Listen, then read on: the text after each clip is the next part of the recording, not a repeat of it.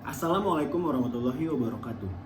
Nama saya Muhammad Effendi Syafiq dengan NIM 2010412170 dari kelas Hukum Humaniter A. Saya akan membacakan analisis hukum humaniter internasional terhadap kasus Rusia dan Ukraina.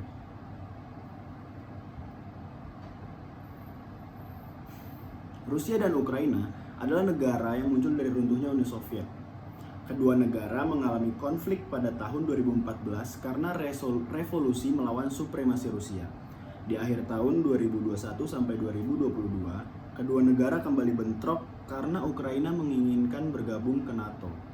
Rusia juga telah menempatkan pasukan di perbatasan Ukraina.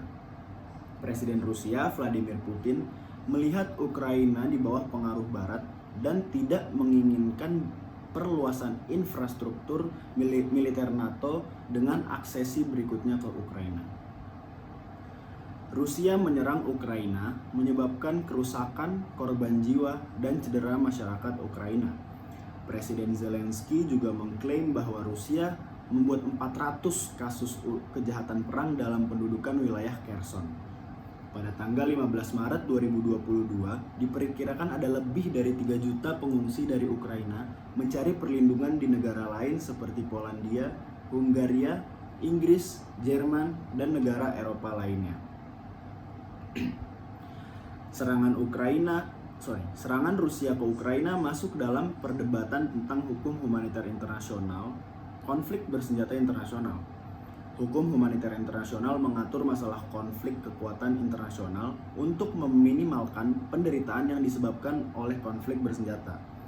Konvensi Jenewa 1949 mengatur tentang prinsip-prinsip hukum humaniter internasional seperti prinsip kemanusiaan, perbedaan antara masyarakat sipil dan kombatan, proporsionalitas, dan pelarangan kekerasan yang tidak perlu.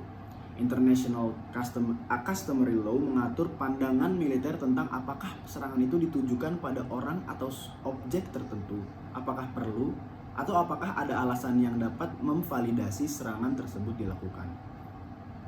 Karena serangan yang dilakukan dapat menyebabkan kerusakan tambahan yang tidak dapat dihindari, seperti kerusakan harta benda atau hilangnya nyawa. Intervensi kemanusiaan sangat penting dalam hal penghormatan terhadap hak asasi manusia, terutama bagi masyarakat sipil Ukraina, yang tentunya mengalami berbagai kerugian akibat serangan dari Rusia, yang tidak hanya mempengaruhi kombatan Ukraina. Masyarakat Ukraina berbondong-bondong mencari perlindungan karena merasa tidak aman di negara, bahkan di rumahnya sendiri. Negara-negara di dunia, organisasi internasional, dan organisasi non-pemerintah telah mengambil berbagai langkah akibat konflik tersebut. Kedua negara ini juga mempengaruhi ekonomi politik dunia dan mengancam perdamaian dunia.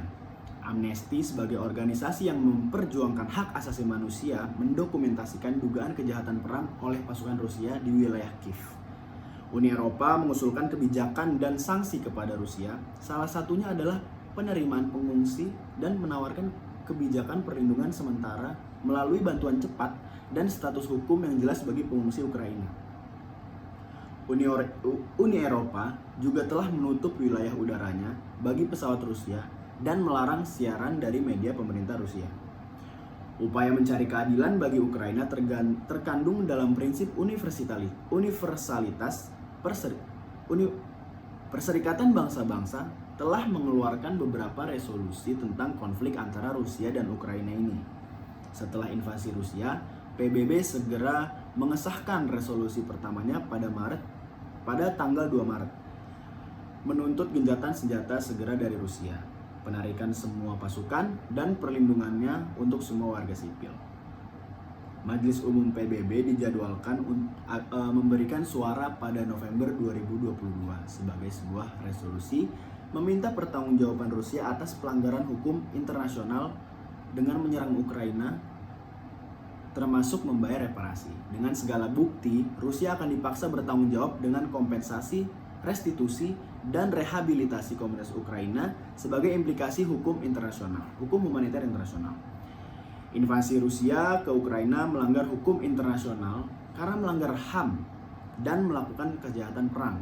Solusi yang dapat diusulkan adalah dengan menarik semua pasukan dari Ukraina. Cara damai adalah solusi terbaik, tetapi ketika keadaan menjadi lebih buruk, Ukraina membutuhkan cara lain, yaitu dengan bantuan militer. Terima kasih.